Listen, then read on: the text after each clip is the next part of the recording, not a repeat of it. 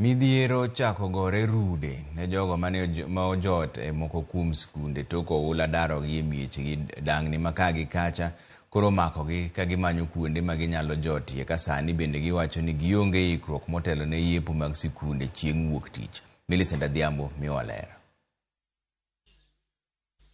E kaunti ma Kisumu, Nyamasao Primary en achiel kuom moko kuom skunde ma pi opong'o e alwora ma Nyando. Familia ma pi oula nodaro e miechgi yango ni pod gionge ikruok moro amora kotenore kod duoko nyithindegi e skunde nikech pi noywero gige somo duto mag nyithindogo. Ikruok malong'o aonge go nikech nyicha nowacho ni skul ochor nyaka until further notice.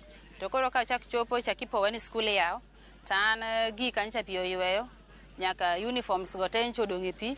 Koro kaka anyalo timo onge, books go be nyithinda onge go. Pesa mar school fees ma nyithindo dhi go skul onge, transport kata kaka anyalo timo be okane. Skul waonge gimoro amora nikech kaka ne wapuro chon mondo iyud capital minyalo dok godo, minyalo puro mondo iyud mazao mondo nyathi odhi go skul ius mondo odoggo. Pi nodhi gi gimoro amora. Koro puothego be pod gibedo submerged in water. Koro onge kaka wanyalo timo. Skundego bende giwacho ni pod pi opong'o ma kata kaka nyithindegi biro somoe onge. Schools moko bende pod ntiere gi floods kaka kama nyithinda some, pod pi nie iye. Koro ka wach ni nyithindo dok skul to wan mekwa gi dhi kanye nikech wach ni skul e yaw. To ji nitie kuonde mopogore opogore. Samoro joma ntiere kar Milimani go ma kuonde gi pi ok oyweyo dhi skul to mekwa gi dhi kanye. To syllabus te en achiel, pej be kobiro to biro ne ji te. Koro wan mekwa gi gidhi somo kanye. To somo moro misomo online cha be ok wanyal nyalo nikech waonge go. E wi mano, familia mojote skunde yango ni gikia kuma gidwa chomo mondo giwe thuolo ne weche somo kaka nogol chik. Koro gikwayo kony mag tents ne joma hao 400 mane ok oyudo mondo gikonyre godo. Ka ne wanyalo yudo tents, nikech nyicha jo Red Cross nobiro, nochiwo tents, to tents go nokoromo. Ne gichiwo ne mana namba 350 to joma ntie ka endi gin dhano malawo 700. Koro ne wakwani ka jo Red Cross nyalo duogo mondo mi gichak gikony ji 400 manodong' ka. To gikonywa gi gima nyithindo nyalo dhi go skul, gikonywa gi buge, kalembe, gik moko duto te ma nyathi nyalo dhi go sikul nikech wamoko. E kaunti ma Migori, thoth skunde mayudore e gwenge ma pi oula opong'o, pi pok odok e chien kendo kata yore machopo e skunde bende pi pod oimo.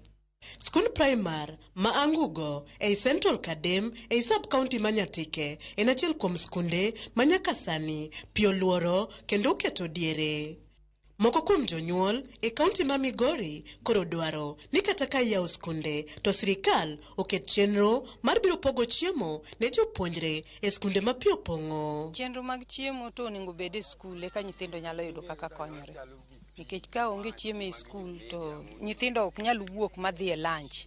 Program mar kelo feedings mondo kopo ni nyithindo ok nyal dhi duogo to ginyalo chiemo e skul mondo me giyud yo mayot, koro gibiro once to ang' gidok mana godhiambo. Ka e kaunti ma Homa Bay, jogo ma pi oula nodaro ma kwan gi heo 1120 mane ojot e skund primar ma Osodo kod Kobuya sekondar to koro dang' ni omako kamanyo kar jot ka koro giyango ni ute lamo ma alworano ema odong' negi kaka kuonde resruok e lwet oula. Because now the school will be opening official Monday, we will be able to accommodate our people in the nearby four churches. Magi biro mana ndalo achiel kende. Tok piny owacho yango kokalo kuom milome mar jatend piny odiochieng' manyoro ni maheo kwan jopuonjre 600,000 ok binyalo dok e skul mar dhi nyime kod somo koye pie mar 2 nikech skunde primar maromo 1,203 kod sekondar 294 oula oseketho. Penjo makoro nitie